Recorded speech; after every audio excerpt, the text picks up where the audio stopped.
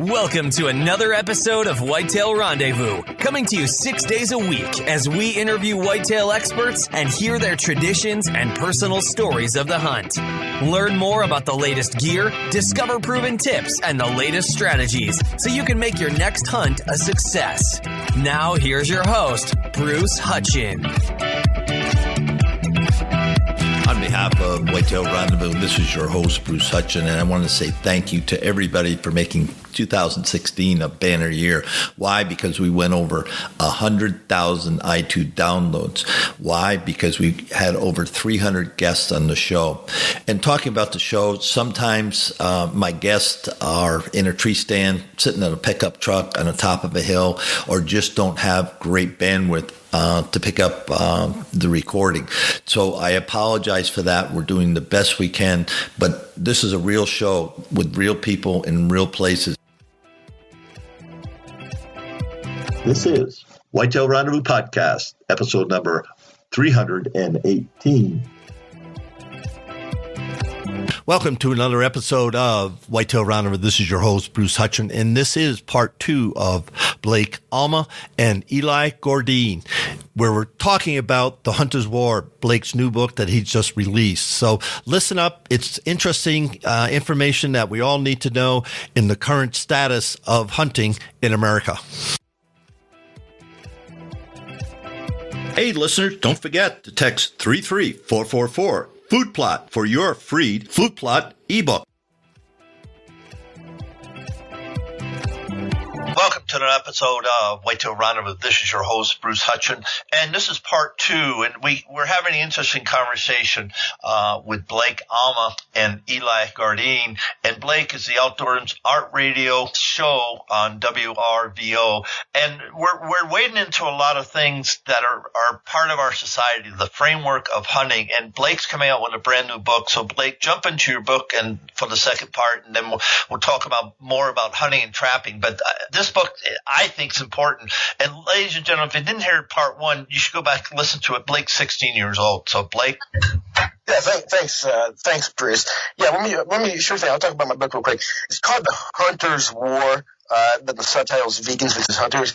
I will be releasing the book on ebook via Kindle on January 2nd, so that would be this upcoming Monday, the day after New Year's, and I'll be releasing it on ebook. As for the paperback, I have no idea when we'll be releasing that because I have to receive the Library of Congress number for the paperback, and I haven't received that yet, and they said it might take so long, and so I can't legally publish my paperback until I receive the Library of Congress catalog number.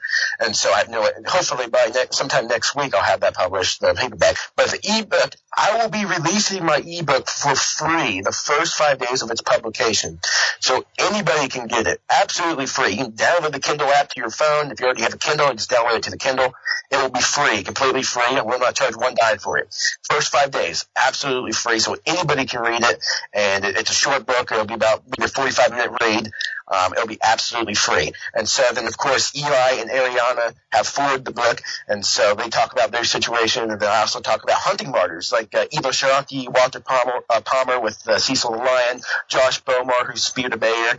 I talk about myself. I'll talk about Ariana and all of our anti-hunting situations. I'll talk about that in the book. I talk about why is veganism such a big deal, and we've already talked a little bit about that.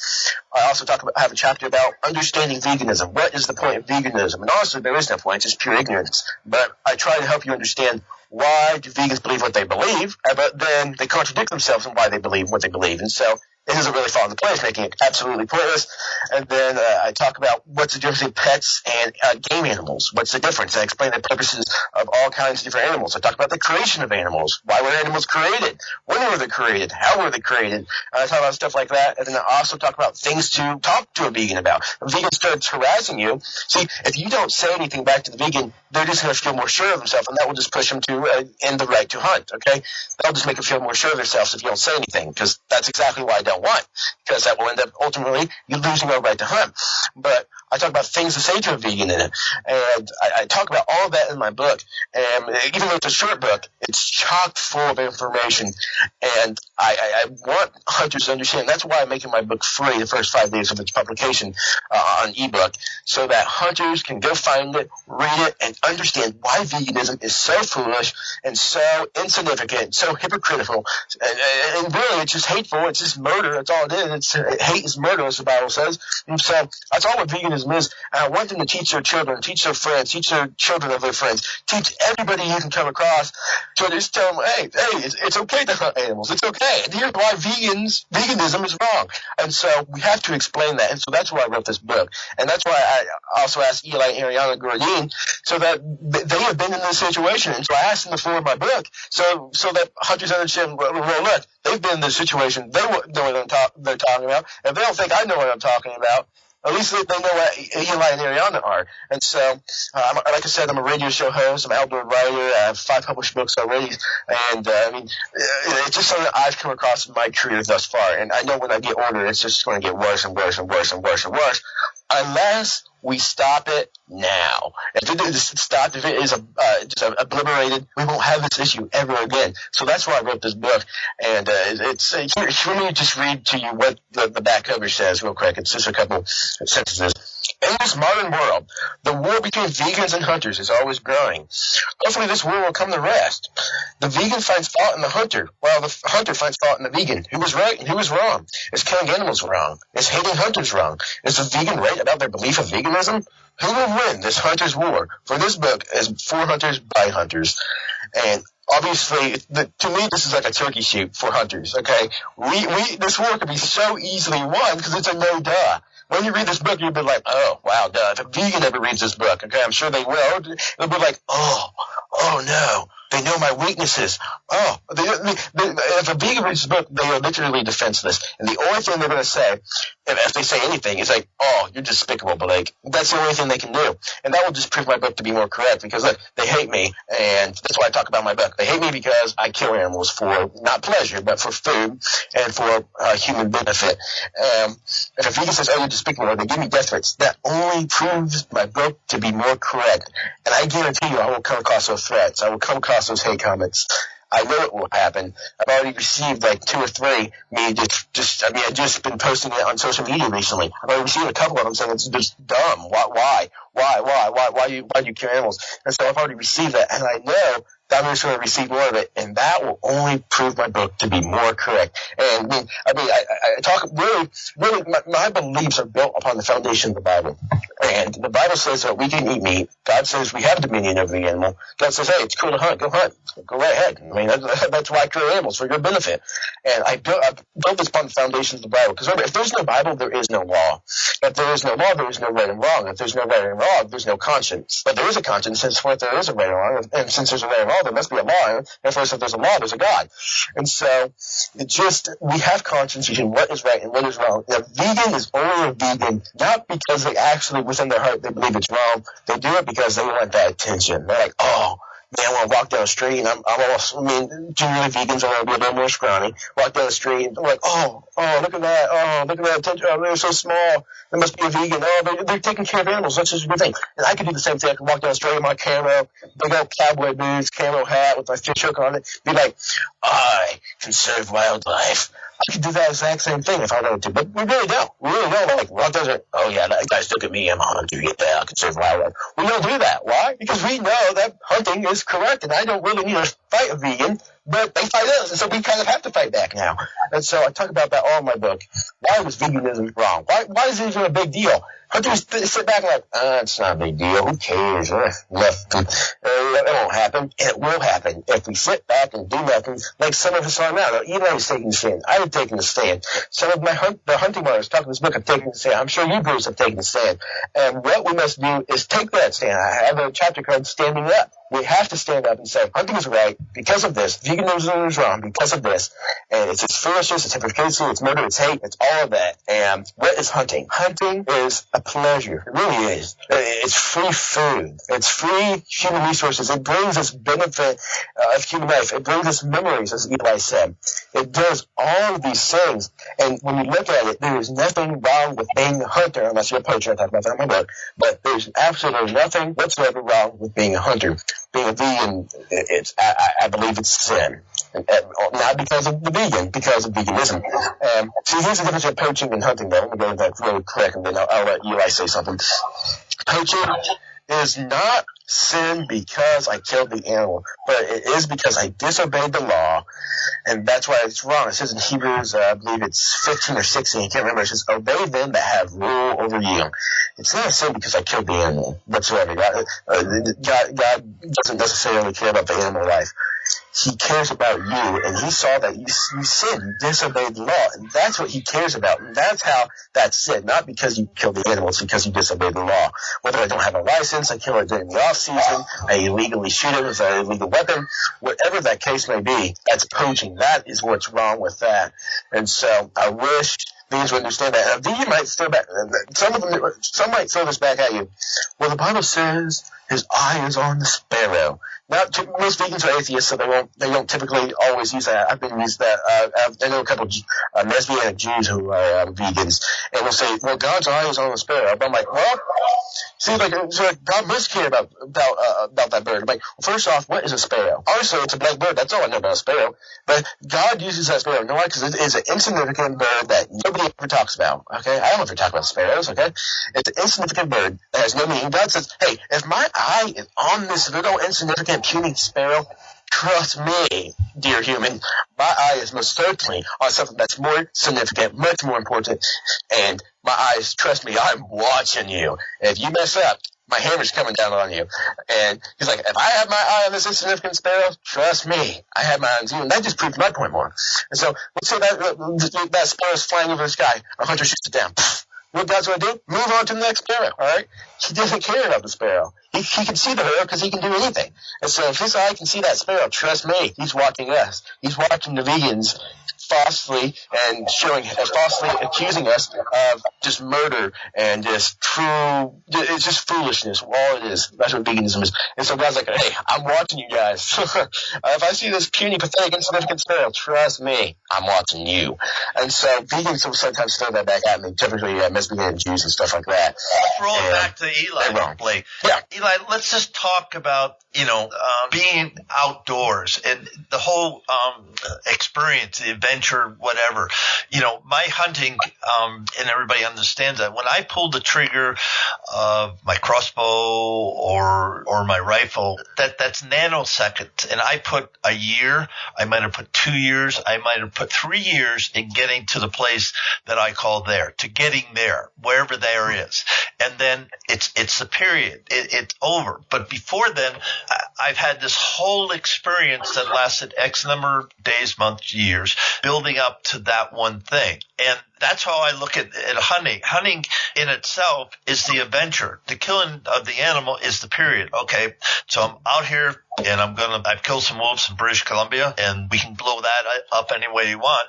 And the outfitter was happy that I killed the wolves because they take away from his ability to learn, and they're apex killers. I mean, they're really good at what they do. They really are.